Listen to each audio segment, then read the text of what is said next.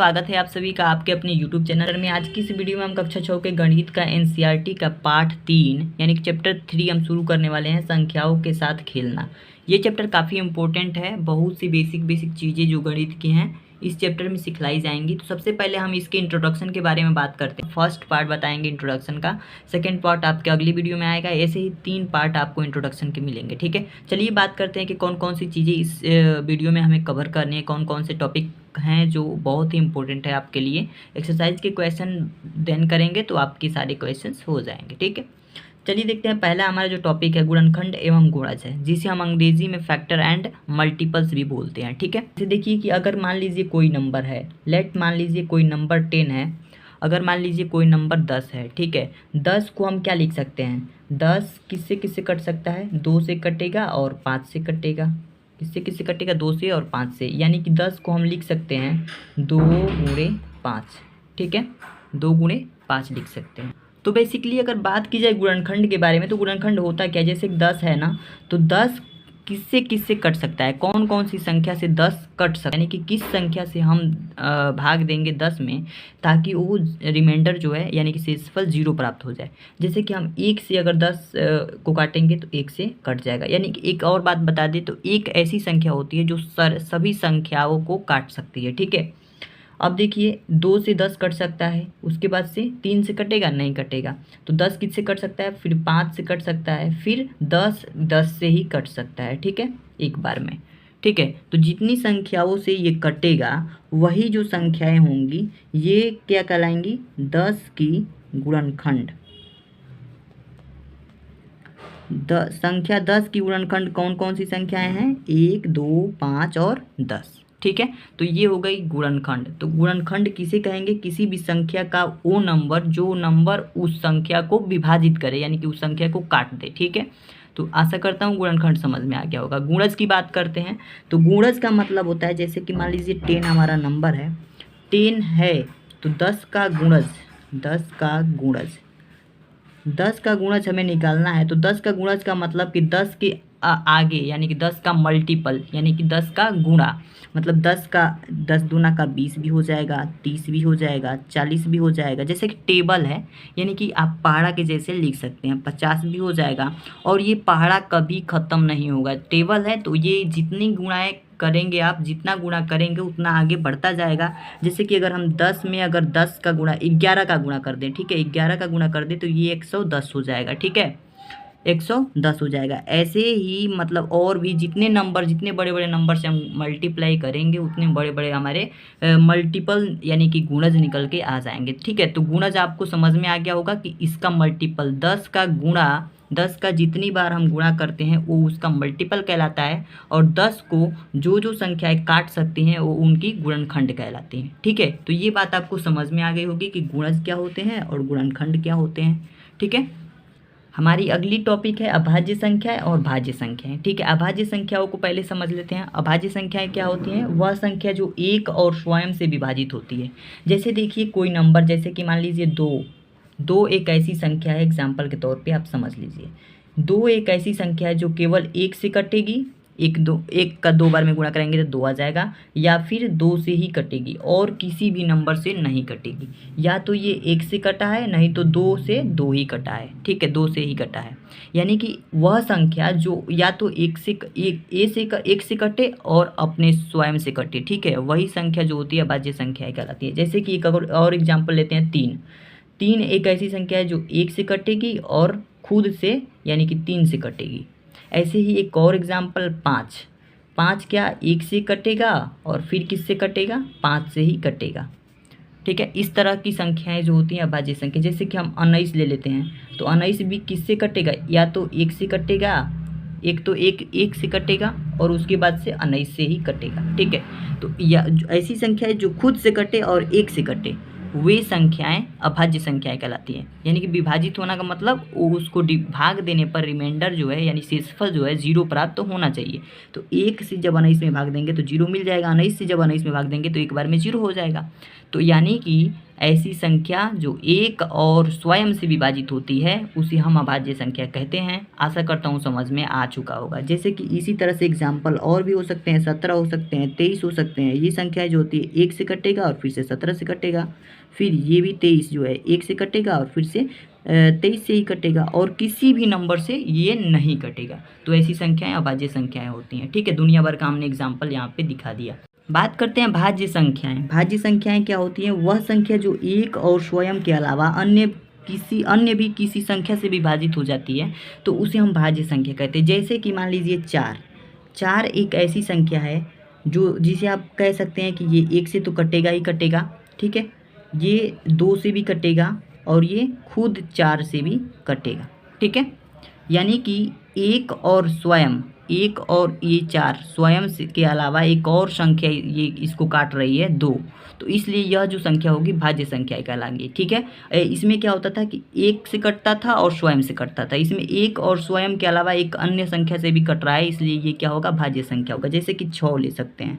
6 किससे कटेगा? 1 से कटेगा, फिर 2 से कटेगा, फिर 3 से भी कट जाएगा और फिर से 6 से भी कट जाएगा, ठीक है। तो इसके इन दोनों के अलावा अन्य भी किसी नंबर से कट रही हैं तो ये संख्या है भाज्य संख्याएं कहलाएंगी। जैसे 18 है, 18 एक से भाग देंगे तभी भी रिमाइंडर 0 आएगा, यानी कि शेषफल 0 आएगा। 2 से देंगे तभी भी कट जाएगा, 3 से देंगे तभी भी कट जाएगा, और 6 से देंगे तभी भी कट जाएगा, और उसके बाद 9 से देंगे तभी भी कट जाएगा, और फिर 18 से भी कट जाएगा।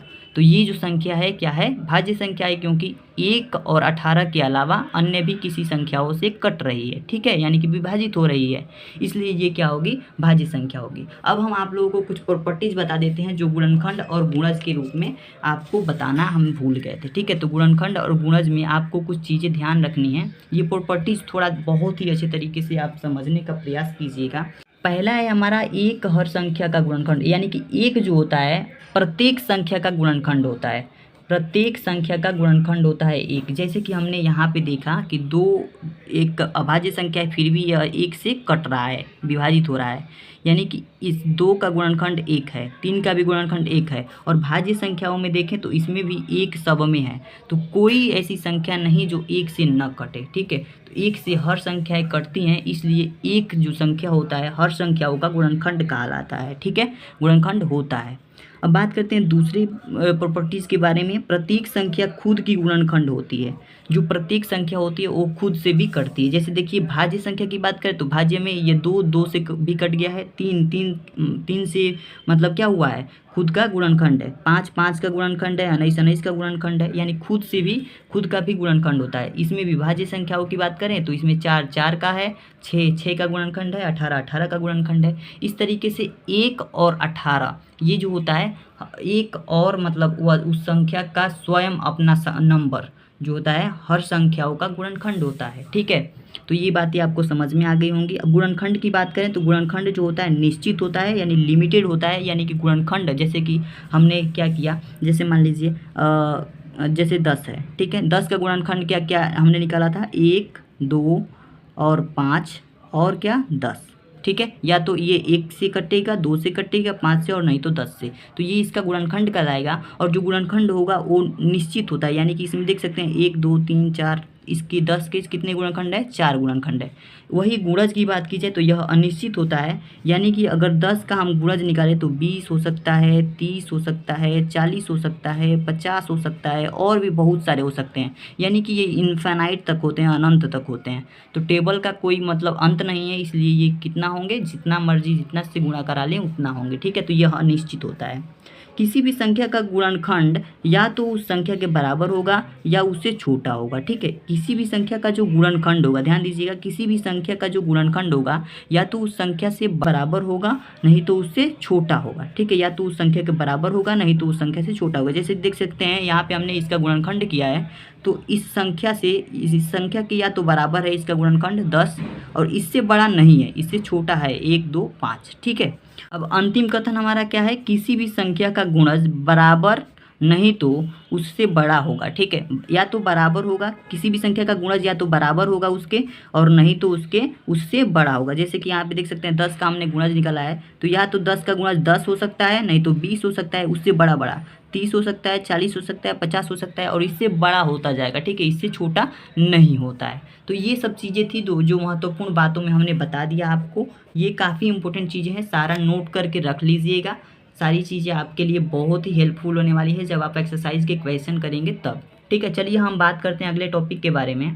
तो देखिए अगला टॉपिक है हमारा सार्वगुणनखंड, ठीक है। सार्वगुणनखंड जिसे हम कॉमन फैक्टर बोलते हैं अंग्रेजी में। देखिए सार्वगुणनखंड क्या होता है, जैसे कि अगर कोई संख्या 6 है और एक संख्या 12 है, तो 6 का जो फैक्टर यानी कि गुणनखंड होगा, कौन कौन होंगे। 6 का गुणनखंड 1 होगा, फिर 2 होगा, फिर 3 होगा, यानी 3 से भी ये 6 कट जाएगा, फिर से 6 स्वयं होगा, ठीक है। तो इतनी जो संख्याएं हैं ये इसकी गुणनखंड है। 6 के गुणनखंड 1, 2, 3 और 6 है। अब 12 के गुणनखंड के बारे में बात किया जाए तो एक है, एक तो सब संख्याओं का गुणनखंड होता है, अभी हमने पढ़ा, तो एक तो हर संख्याओं का गुणनखंड होगा, तो एक इसका गुणनखंड है। उसके बाद से क्या गुणनखंड है इसका 2, उसके बाद से 3 से भी 12 कटेगा, उसके बाद 4 भी इसका गुणनखंड है, उसके बाद से 6, उसके बाद से स्वयं 12 इसका गुणनखंड है, ठीक है। तो स्वयं 12 इसका गुणनखंड होगा। अब देखिए ये इनके गुणनखंड हो गए, अब हमें सार्वगुणनखंड की बात किया है, तो सार्वगुणनखंड क्या होंगे इसमें। सार्वगुणनखंड, इसमें सार्वगुणनखंड कौन कौन से हैं, कैसे पता करेंगे। देखिए इसमें एक एक दोनों में है तो दोनों कॉमन ले लेंगे, ठीक है। एक एक दोनों में है तो इसको हम गोला कर देंगे। ये दो दो है सेम सेम तो दो दो है, इसमें भी 3 है, इसमें भी 3 है, दोनों में 3 है तो दोनों में 3, ये दोनों में 6 है तो दोनों में 6 ले लेंगे, ठीक है। तो 1, 2, 3 और 6 और 12 के सार्वगुणनखंड है, ऐसे कहेंगे, ठीक है। 6 और 12 के सार्वगुणनखंड कौन कौन से हैं, 1 है, 2 है, 3 है और 6 है। यानी कि जो नंबर दोनों में सेम सेम होंगे वो उसके सार्वगुणनखंड कहलाएंगे, ठीक है, उन संख्याओं के सार्वगुणनखंड कहलाएंगे। तो आशा करता हूँ ये भी चीज़ आपको समझ में आ गई होगी। सार्वगुणज की बात कर लेते हैं। सार्वगुणज जैसे कि हम मान लीजिए कोई नंबर 3 लेते हैं और एक नंबर 4 लेते हैं।